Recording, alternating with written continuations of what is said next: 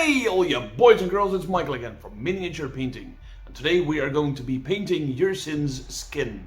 Yersin is also known as the Greater Demon of Nurgle from Darkplace Miniatures, and we are going to be starting with a Death Guard green base.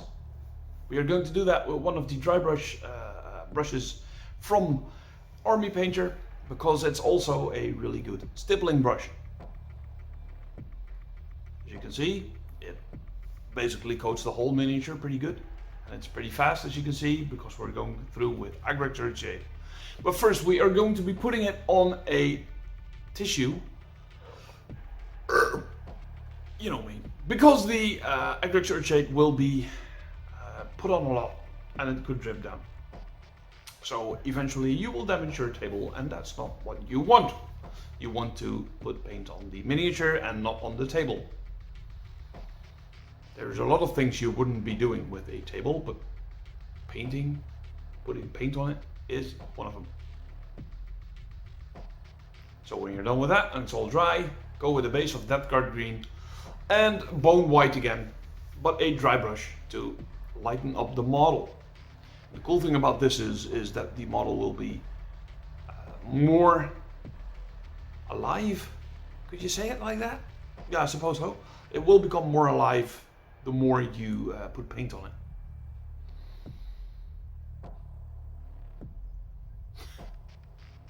Really guys, if you come here for advice, my apologies. Anyhow. Reichland Flesh Shade, and then a toned down version. The problem with the Reichland Flesh Shade I put on right now is that my toning down was toned down a bit too much. I put 1 to 6 round, and you should be working about 1 to 4, 1 to 3. The reason for that is that it was a really nice filter when it was wet, but when it wasn't wet, it was invisible. So I had to put on a 1 to 3 filter, and that actually worked pretty good. I did it off camera, of course, because when you see it once, you can, well, imagine what I did with the auto filter. So after that, we will be going to Death Guard green with a dry brush, and then everything locks into each other, and it looks pretty damn awesome, if you ask me. It's light, it has shadows, it has everything basically what is in normal skin or normal 6 skin, apart from the most important stuff, which is going to be happening right now. Cassandra yellow, and we're going to be boiling it down to the boils. Pun intended. That was bad. As you can see right here, this is my hand, and what I do is take a wet brush and then feather out the color so it blends in more with the with the Death Guard green, and that makes it more, well, one. It makes it more one. Yeah, it makes it a whole, not a whole, just one. You know, it merges into. Never mind.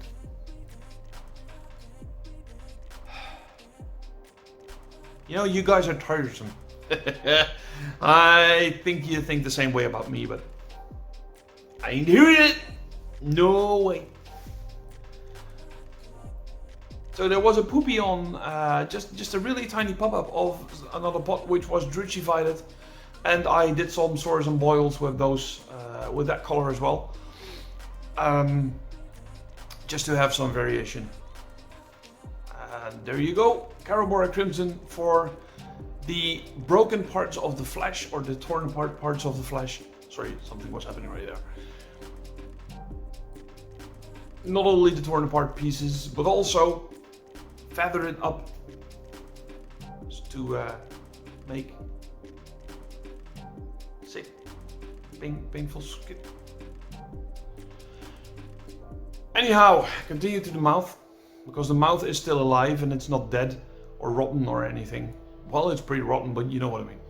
So make that Carabora Crimson as well, and feather out the parts which interlock into the Daffodil green to have yourself a really cool vision, as you can see there under the what is it? The right tit. Yes, I said it. I said tit. Sorry, kids. Sorry.